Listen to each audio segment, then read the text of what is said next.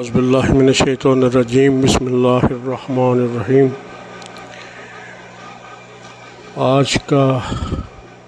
آج ہم جہاں سے شروع کرنے والے ہیں وہ نبی کریم صلی اللہ علیہ وسلم کی دعا کے حوالے سے ہے، اور اس کے لیے کسی نے سوال کیا تھا، بلکہ اکثر لوگ سوال کرتے ہیں اور مخالفین سوال کرتے ہیں کہ اگر نبی مددگار ہیں، اگر نبی یا ولی مددگار ہوتے ہیں تو حسین کی اتنی تکلیف میں مدد کیوں نہ کی، مشکل کشائی یہاں پر کیوں نہ کی۔ یہ اکثر مخالفین بہت بڑا اعتراض کرتے ہیں اور بڑے زور و شور کے ساتھ یہ اعتراض کرتے ہیں۔ تو آج نبی کریم صلی اللہ علیہ وسلم کی دعا تو ہم نے پڑھنی ہی ہے، تو چلیں اس کا جواب میں بھی یہ دعا ذہن نشین فرما لیں اور سمجھ لیں بات کو۔ تو حضور نبی کریم صلی اللہ علیہ وسلم نے جب امام حسین رضی اللہ تعالیٰ عنہ کی شہادت کی خبر سنی تو میرے آقا روئے ضرور ہیں، پر میرے نبی نے یہ نہیں کہا اے خالق کائنات میرے بچے کو ان مصیبتوں سے بچا لے، اس کو کربلا کی تکلیفوں سے بچا لے۔ کیوں یہ دعا کیوں نہیں مانگی؟ کیا حضور کو اپنے نواسے سے پیار نہیں تھا؟ بڑا پیار تھا، بہت زیادہ پیار تھا، اتنا پیار تھا کہ قیامت تک اتنا کوئی نانا اپنے نواسے سے پیار نہیں کر سکتا۔ تو پھر کیا وجہ تھی حضور صلی اللہ علیہ وآلہ وسلم نے یہ دعا کیوں نہیں فرمائی؟ کہ حضور صلی اللہ علیہ وسلم اللہ تعالیٰ سے دعا کرتے تو اللہ تعالیٰ قبول نہ کرتا؟ حضرات ایسی کوئی بات نہیں ہے، مجھے قسم ہے پیارے رب العالمین کی عزت و عظمت کی، اگر میرا نبی گورے یا دزلہ والے ہاتھ اٹھا دیتا تو اللہ تعالیٰ یار کے اٹھے ہوئے ہاتھوں کی ضرور لاج رکھتا۔ وہ رب العالمین، وہ رب عز و جل جس نے معراج کی شب یار کی مرضی پر 50 نمازوں کو 5 میں بدل دیا، وہ رب عز و جل جو یار کی رضا کے بارے میں فرماتا ہے وَلَسَوْفَ يُعْطِيكَ رَبُّكَ فَتَرْضَىٰ، پارہ نمبر 30 میں، اے میرے حبیب صلی اللہ علیہ وسلم ان قریب اللہ تعالیٰ آپ کو اتنا عطا فرمائے گا کہ آپ اپنے سونے رب عز و جل سے راضی ہو جائیں گے۔ حضرات توجہ فرمائیں، رب عز و جل یار کی رضا چاہتے ہیں، وہ یار کی دعا قبول نہیں کر سکتا، پر میرے نبی نے حسین رضی اللہ تعالیٰ عنہ کے بچنے کے لیے دعا مانگی نہیں، کیوں؟ یہ سمجھ لیجئے تو آپ کو اس کا جواب مل جائے گا۔ دعا اس لیے نہیں مانگی کہ حسین پاک نے میدان کربلا میں شہید ہونا تھا، اللہ تعالیٰ نے حسین پاک کو شہادت کا درجہ عطا فرمانا تھا۔ اب دیکھنا یہ ہے کہ شہادت ہے کیا چیز۔ اللہ تعالیٰ قرآن مجید کے پارہ نمبر 5 میں ارشاد فرماتے ہیں انعم اللہ علیہم، جن پر اللہ نے انعام فرمایا ہے وہ یہ لوگ ہیں، من النبیین، خالق کائنات نے فرمایا وہ نبیوں کی جماعت ہے، والصدیقین، وہ صدیقوں کی جماعت ہے، والشہداء، وہ شہداء شہیدوں کی جماعت ہے، والصالحین، وہ نیک لوگوں کی جماعت ہے، وحسن اولئک رفیقا، اللہ تعالیٰ فرماتا ہے جن کو ان کی سنگت مل جائے ان کو کتنی اچھی سنگت مل گئی۔ پارہ 5 سورۃ النساء آیت نمبر 69 یعنی 69۔ حضرات قرآن مجید کی اس آیت کریمہ سے ثابت ہوا کہ شہادت اللہ تعالیٰ کا بہت بڑا انعام ہے۔ اب اللہ تعالیٰ دے یار کے نواسے کو انعام، اور کملی والا دعا کرے کہ مولا کریم ہمیں یہ انعام نہیں چاہیے، تو کیا یہ بات پھبتی نہیں تھی؟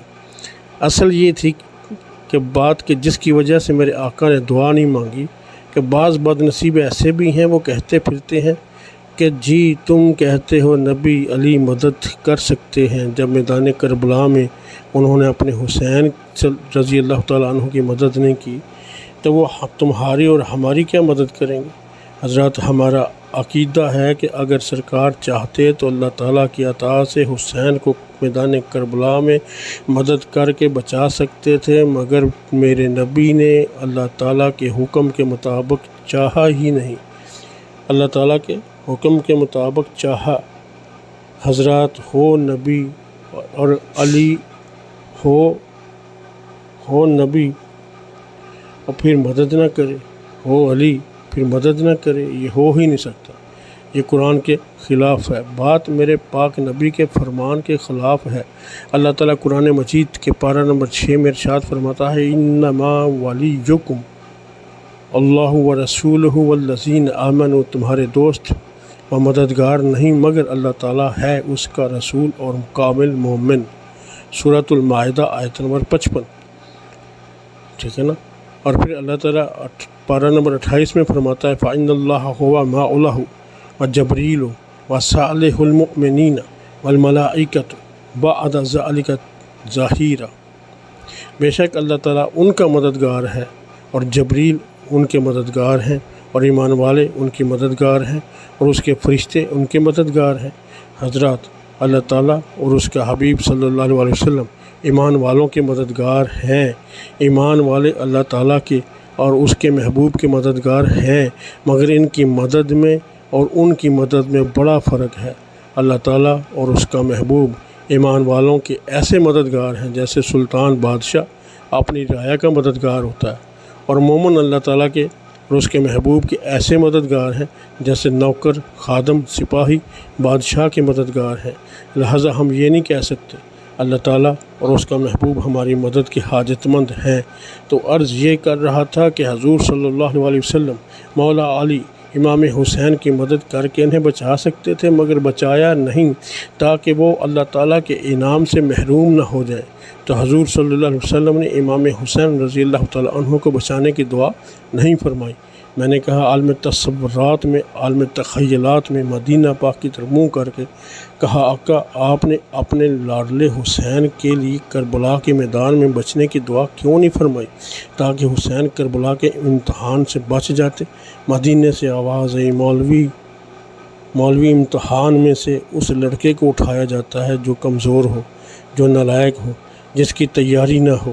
میں نے تو حسین رضی اللہ تعالیٰ عنہ کی تیاری پوری کرائی ہے، کبھی کاندھے پہ بٹھا کے تیاری کرائی ہے، کبھی زبان چسا کے تیاری کرائی ہے، فاطمہ نے دودھ پلا کے قرآن کی لوریاں سنا کے تیاری کرائی ہے، علی نے گودی میں بٹھا کے تیاری کرائی ہے۔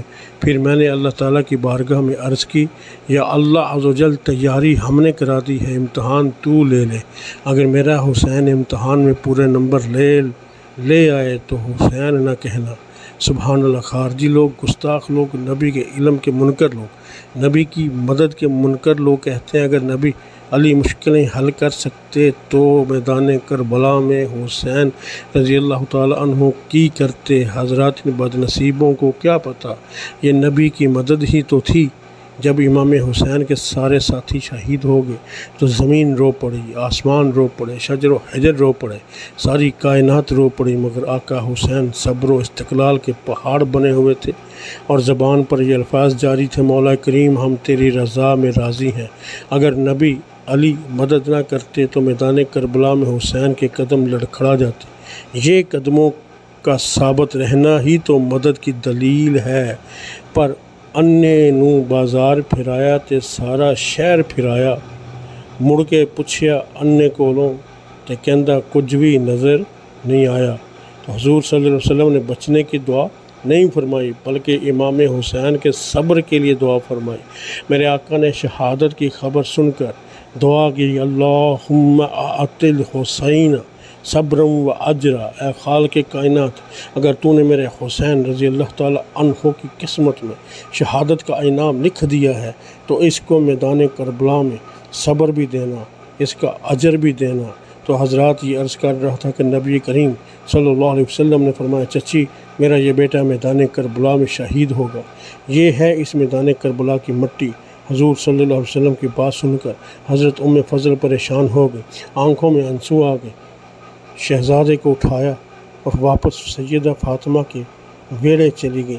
کائنات کی والی نے وہ میدان کربلا والی مٹی اٹھائی اور اپنی ازواج مطہرات کے پاس تشریف لائے۔ جب میرے آقا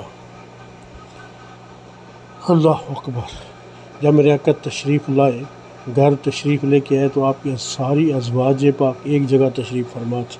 حضرت عائشہ بھی تشریف فرما ہے، حضرت حفصہ بھی تشریف فرما ہے، حضرت ام حبیبہ رضی اللہ تعالیٰ عنہ بھی تشریف فرما ہے، حضرت سودہ رضی اللہ تعالیٰ عنہ بھی تشریف فرما ہے، حضرت زینب رضی اللہ تعالی عنہ بنت حجش رضی اللہ تعالی عنہ بھی تشریف فرما ہے، حضرت زینب بنت خزیمہ رضی اللہ تعالی عنہ بھی، حضرت میمونہ رضی اللہ تعالی عنہ بھی تشریف فرما ہے، حضرت صفیہ رضی اللہ تعالی عنہ بھی تشریف فرما ہے، اور حضرت سلمہ بھی تشریف فرما ہے، حضرت جبیریہ رضی اللہ تعالیٰ عنہ بھی نبی کریم صلی اللہ علیہ وسلم کی 10 ازواج پاک 10 حرم پاک میں تشریف فرما ہے۔ اب انشاءاللہ العزیز میرے اللہ نے چاہا جواب تو مل گیا ہوگا، جن لوگوں نے یہ اعتراض کیا تھا ان کو اس کا جواب تو مل گیا ہوگا۔ تو اگر پھر بھی نہ سمجھ آئے تو مجھے لکھیے گا، میں مزید ڈیٹیل بتا دوں گا۔ اس میں بس اتنا سے مختصر سے دینا تھا۔ اب آئندہ انشاءاللہ العزیز اگلے کسی کلپ میں کربلا کی مٹی کے حوالے سے بات ہوگی۔ آپ لوگوں کو اگر یہ اچھا لگے